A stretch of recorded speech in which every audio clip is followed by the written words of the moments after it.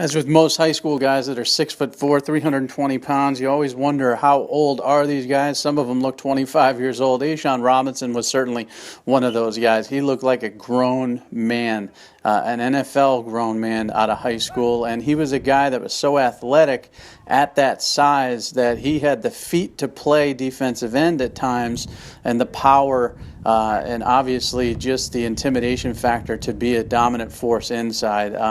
His natural position was defensive tackle, but when we saw him in an all-star setting, he played some defensive end, which showed his athleticism, his versatility, and he was a guy that really wasn't scheme specific. He was a guy who could play on the nose in a 3-4. He could shade the tackle and the tight end at times in a 3-4 as well, but a natural 3 technique, 4-3 defensive tackle, and that's what we've seen in college. So coming out of high school, he was the number 33 player in the country, number 4 at his position, certainly a special guy and a player that we expected to go on to be a star, and I think he's lived up to those expectations. Like I said, the intimidation factor was pretty big for him in high school. He was just too big and powerful for a lot of kids he went against, but even when he got on that all-star stage, he intimidated people. Just the way he looked, the way he came off the ball, the way he got into the offensive lineman so quickly, but also, sort of redirected off of first contact and showed some of that pass rushing ability that is very rare for an inside guy.